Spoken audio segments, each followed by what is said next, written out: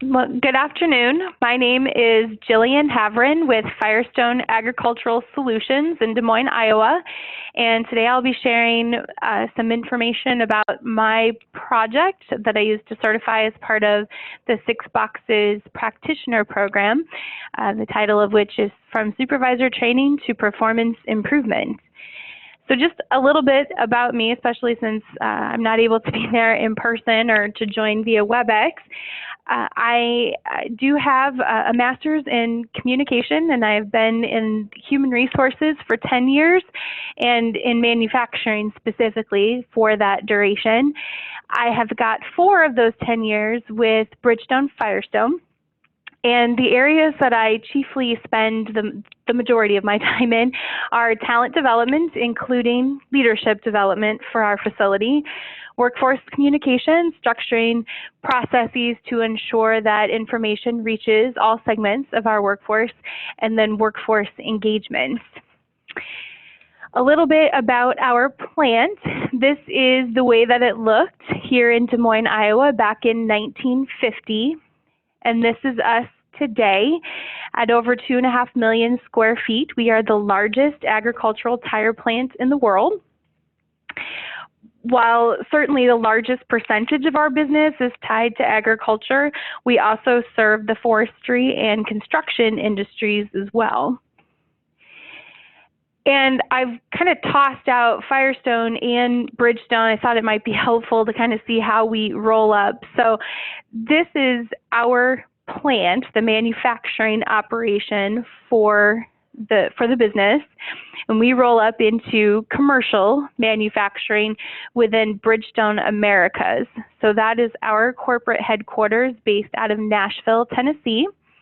And then Bridgestone Americas rolls up into our parent company, which is Bridgestone Japan, or BSJ. And I am located within the Human Resources Department for the plant. And then to complete this project, I partnered closely with our plant's black belt, and I'll be talking more about him later. And while we function as part of the same team, he formally reports to our operations group. This location has approximately 1,400 teammates, and as you can see, the overwhelming majority of that population is our hourly workforce or clock card workforce. We are a unionized facility, and nearly 60% of our workforce has been here 10 years or longer. So we do have a very tenured workforce. Now, on this road to becoming a Six Boxes practitioner, I did end up initiating 3 separate projects. The first one was workforce engagement. That's been something that I've been working on since I started here with Bridgestone back in 2012.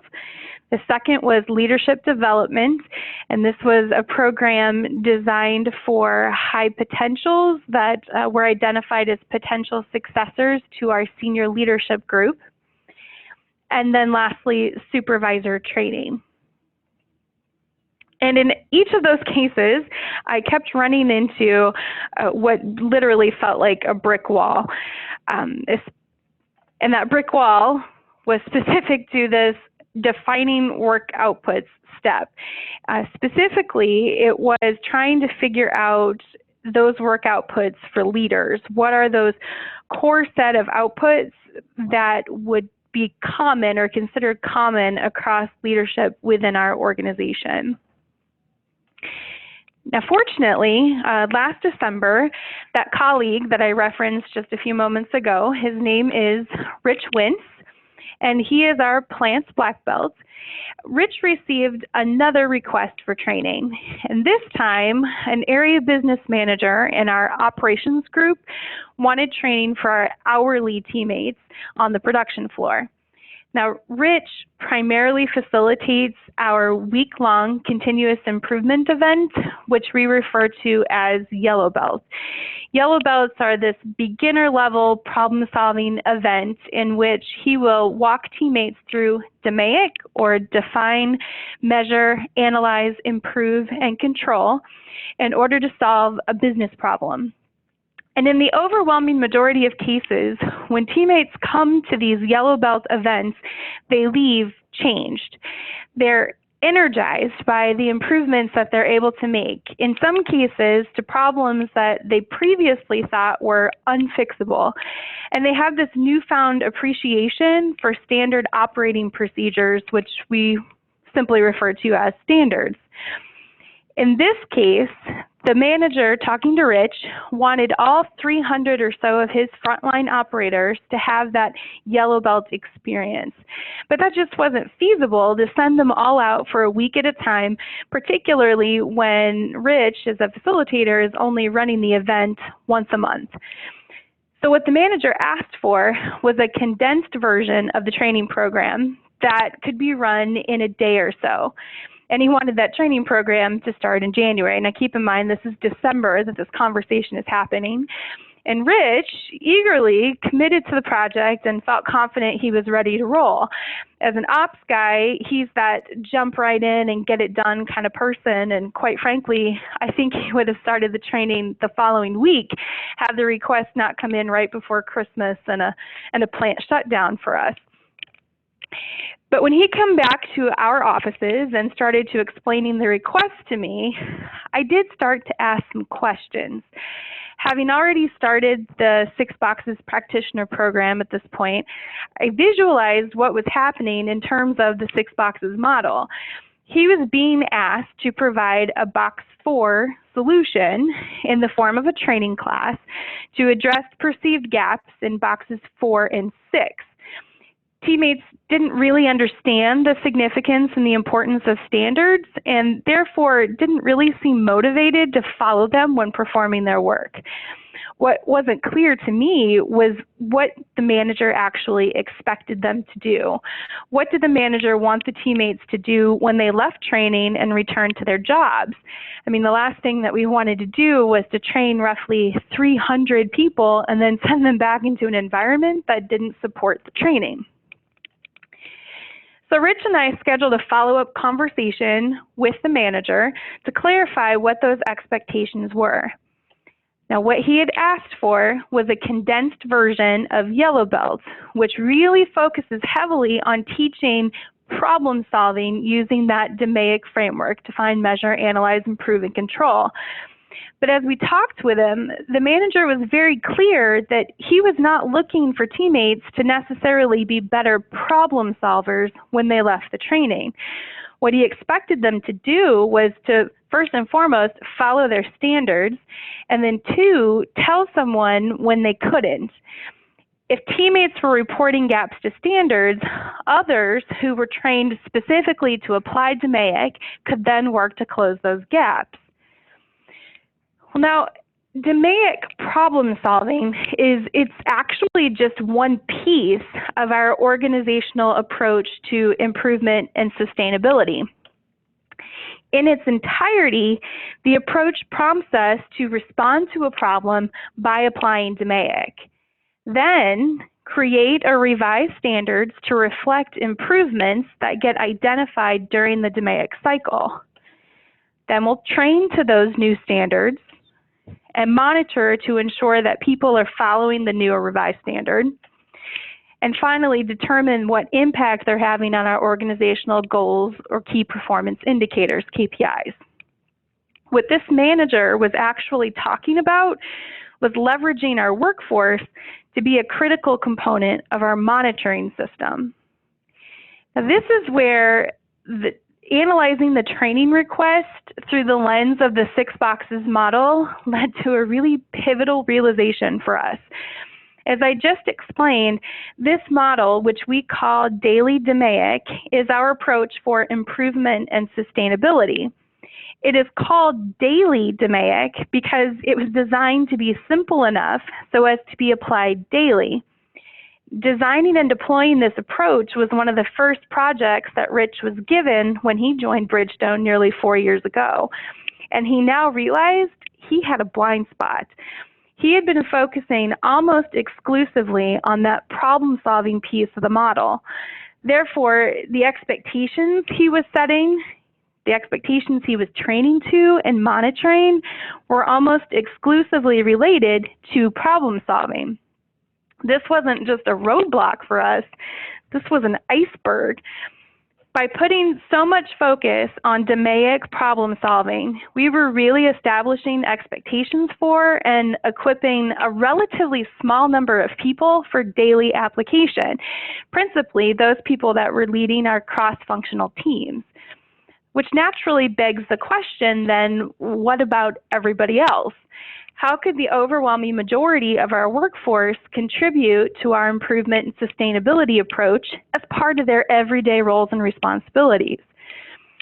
Well, we can't apply DMAIC to fix problems that we can't see, and teammates on the floor are the people that are closest to the process and best equipped to drive this. Therefore, it absolutely made sense that monitoring is where we have the biggest opportunity to improve.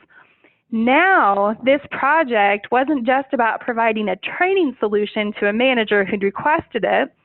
It was about improving organizational performance. And to do that, we started with box one. So Rich and I had a lengthy conversation with the manager requesting this teammate training, and his expectations for the teammate seemed simple enough. They're going to follow the standard and then report when they cannot. But who are they supposed to report the problem to? By when should they report it? What happens after? How do we ensure that the reports don't just fall into a black hole, never to be mentioned again? The more we talked, the more we realized that hourly teammates weren't the only ones that needed clear expectations. Supervisors did too, because ultimately supervisors are responsible for supporting teammates and ensuring that problems surface. Once we captured all of this detail, we took it to teammates and supervisors to see what they thought about it. I mean, did it make sense? Did they believe they could meet those expectations? What would help them be successful? What would stand in the way of success? Based on their feedback, we streamlined those expectations and captured them in a workflow. The work outputs became very easy to identify from the workflow. For the teammate, it was really the report of a problem. For supervisors, they were expected to produce a decision about whether or not there actually was a problem or simply an opportunity to provide clarification and coaching on a standard. Following the decision comes direction on the appropriate way to proceed, and the process concludes with a closed RTM, which is simply the name of the electronic record that we use to keep action and improvement in front of us. So now that we had a set of business results to impact, specifically performance tied to our senior leaders' dashboard, as well as work outputs, we were ready to start building out the multi-table, first with teammate as the performer. We drew from our conversations with teammates to document the behavior influences. Once we'd captured their feedback, we noticed a common denominator in our opportunities, chiefly management behaviors. Now I had clear ties to both the supervisor training program and the leadership development projects that I'd started through the Six Boxes Practitioner Program. As someone who spends a lot of time working in the areas of talent development and workforce engagement, I knew that we had opportunities to change behaviors because of their impact on the culture transformation that our organization said it wanted to achieve. For the last 4 years, however, I've had a really hard time selling the message that changing our behaviors was needed to achieve business results. In truth, we were already achieving business results with the behaviors that we were using, so why bother to change? People would come to my training classes, and while they said they enjoyed the training and it was good information to know, they also said the content doesn't work here. Just this past spring, a teammate attending one of my classes on emotional intelligence told a visitor, also in attendance, you know, Jillian is a super nice person and she's really nice, but all that stuff she's talking about will never work here. If you're nice, people will walk all over you. In other words, our behavior-based training approach was considered nice to know, but absolutely not need to know. What was different now was that we could concretely tie those nice to know behaviors with actual work outputs. And with Six Boxes and the multi-tool, we had a way of talking about those behaviors that could be easily understood by the business. I knew that we were really onto something here when Rich, the self-professed engineer with the high IQ and the low EQ, totally understood the ways in which supervisor behavior could derail all of his hard work. He actually started telling me when he noticed supervisors demonstrating behaviors that we needed to address, and that was huge. So I continued building out this multi-table, now with supervisors as the performer. Teammate feedback helped to establish the criteria for what good outputs looked like, as well as the behavior process steps.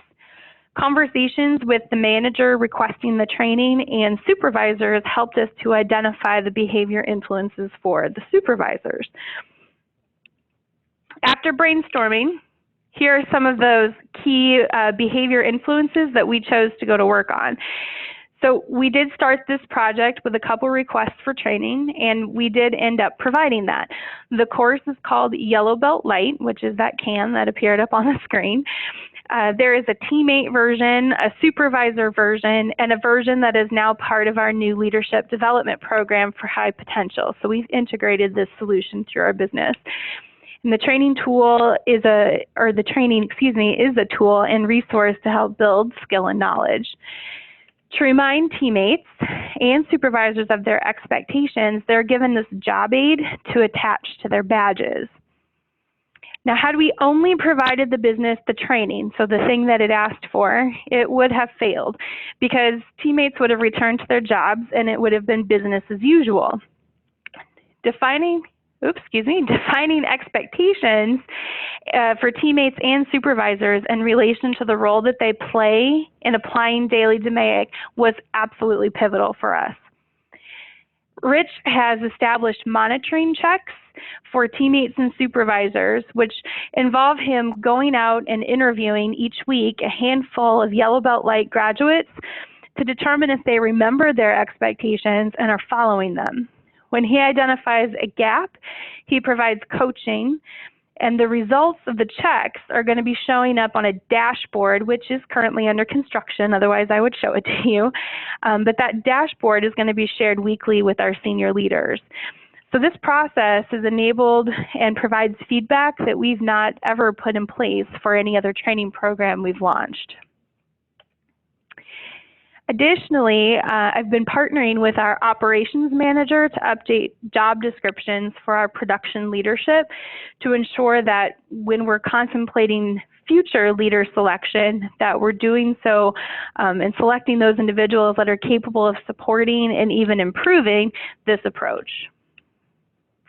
And we're in the process now of working with senior leaders to establish a systematic approach for rewards and recognition aligned to the approach that I've been talking about here. So that leaves us with box 6. So during the practitioner program, Carl said multiple times that the only real way to attempt to meaningfully impact box 6, motives and preferences, was to address boxes 1 through 5. And not that I ever doubted him during that process, but I now firmly believe this to be true, and this is why. So to measure engagement in our organization, we partner with the Great Place to Work Institute to administer their survey tool each year. Last year, teammates told us that 3 statements from that survey represented our largest opportunities for improvement. Management recognizes honest mistakes as a part of doing business. Management genuinely seeks and responds to suggestions and ideas. And management involves people in decisions that affect their jobs or work environment. Those three statements align almost perfectly to this newly defined process. And it really helps us to understand what behavior influences for teammates are most likely to contribute to their box 6, motives and preferences. So if I take this one by one, management recognizes honest mistakes as a part of doing business. We've now operationalized what an honest mistake is. So everybody's operating with the same definition. So an honest mistake is you're following the standard, you're doing what's expected of you, and we're not getting the results that we expect. That is an honest mistake. So emphasizing the importance of following standards. Management genuinely seeks and responds to suggestions and ideas is core with the skill set of active listening, and that is built right here into the process. So the supervisor is responsible for providing an informed decision. That was a criteria point. And the only way it can be an informed decision is if they're going and talking to the teammates to accurately understand what's going on. And finally, collaboration with teammates to resolve the issue is core in resolving any gaps that exist with our standards. So supervisors are supposed to be keeping them in the loop, involving them in problem solving when that becomes a part of the process. And ultimately, that the last step, the last deliverable for the supervisor is a closed RTM, that electronic record, and teammates are the one who are responsible for closing that out. So we're building collaboration into this process. In other words, when we get good at deploying this, we should realistically see increases in our workforce engagement, effectively impacting box 6. So I did start Carl's program with 3 separate projects, but I ended with one comprehensive performance solution. And there were several lessons learned through this project. I'll cover 3 of the most significant ones. And number 1, absolutely, you got a box 6 problem, which we did. We do. We're still working through it. Box 1 is a great place to start. I have been amazed at how often the root of dissatisfaction, frustration, and anger in the workplace can really be traced back to problems with expectations and feedback. Setting clear expectations and building in mechanisms for feedback certainly played a huge role in this project. Rich had another opportunity to explore a box 1 solution, which he wouldn't have done before becoming familiar with this model. So had we not been having these conversations as a result of me going through the practitioner program, this never would have occurred to him. So last December, he was facilitating an all-star Yellow Belt event. Yellow Belt, again, being that week-long problem-solving event. And this one was considered an all-star event because the teammates selected as MVP, or the teammates that were on the team were selected as MVP from the previous 11 Yellow Belts that we'd held throughout the year. And they were tackling what Rich dubbed to be a monster project, impacting a waste metric. Multiple attempts to impact this metric had previously been made to no avail, and our operations manager made it clear that in order to be successful in 2016, we really had to get a handle on this problem. But as the team started to work, Rich felt stuck. He said they'd already put into place as many engineering-based solutions as they could think of, and they were getting nowhere. On day 2 of this 5-day event, Rich called me, which hardly ever happens by itself. But then what he said to me was even more surprising. He said, "Tell me more about that 6-box stuff." So I facilitated a conversation with them, walking them through 6 boxes. So we were essentially performing an analysis using 6-box framework to determine the root cause of their issue. And as a result of that analysis, they came to the conclusion that there was a need for clear expectations and continual follow-up. So box 1 was the root of the problem. The team then went out to the floor to talk with teammates about expectations and feedback related to their waste problem, and they were able to confirm that it was indeed the source of the problem. So those interviews confirmed that expectations were not as clear as they thought they were. at the end of the week, senior leaders come to these yellow belt events to listen to a report out of the team's work from the week. And for the first time, Rich's team is going to report out on a revised set of expectations as its primary solution. He was a little nervous, to say the least. This was not at all the type of solution that the leadership team was accustomed to hearing. They may have been a little skeptical, but they were certainly supportive, and these new expectations were implemented in January. Within 2 months, they ended up seeing a 50% improvement on the waste metric simply by clarifying those expectations that they had of teammates and ensuring that they were following them. That was absolutely huge and absolutely something that never would have happened prior to starting this process. Second big lesson learned, behaviors must be tied to work outputs. So I have been working and leading our talent development efforts for the 4 years that I've been here at Bridgestone, and we've been very careful to design our curriculum to the core competencies and behaviors for Bridgestone Americas, and we had a hard time gaining traction for the reasons that I talked about just a little bit ago. That was nice to know, but it wasn't need to know. And the reason it wasn't need to know is because it wasn't tied to their work outputs. People could produce their work without using those behaviors that really lead to improved teamwork and collaboration. So getting that crystal clear how the behaviors are going to help someone do their job, and having conversations with leaders about how to ensure that how work gets done is just as important as it getting done. That has been extremely, extremely helpful in gaining more traction with application of our training.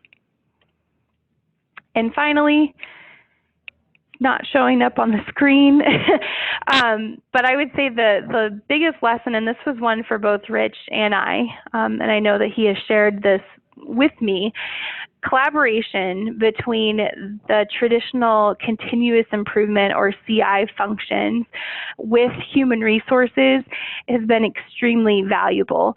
So in a lot of cases, certainly in the organizations that I've been a part of, continuous improvement was a separate function from human resources. Where I was at prior to Bridgestone, it was part of the quality group. And my experience has been that that's not altogether uncommon. The thing with the continuous improvement function is that it is generally the change agent within an organization. They're going out to identify the root cause of problems with production and identifying improvements. Improvements mean change. And HR is really the entity when it's performing well. It's the entity that understands how to align human behavior to change. And so there's a reason that Rich and I have collaborated through this project. We were both able to help each other drive it further into the organization and really become more of a systemic project than it ever would have been had either of us tackled it on our own. So that collaboration in and of itself was a valuable lesson to learn. So with that, I will wrap this. There's that bullet point. I will bring this to a close. I apologize that I was not able to join you live and in person. Hopefully I will be able to join in on a call here shortly, but if not, I encourage anyone that may have questions or wants to talk about the project or the process to deliver the project, please do reach out to me. My phone number and extension are provided, as well as my email address. And this is still a work in progress. We're working to deploy it, but we're very excited about the direction we're going, and are generating a lot of enthusiasm and excitement within the organization as well. So with that, I'll say thank you and hand it back over to Carl.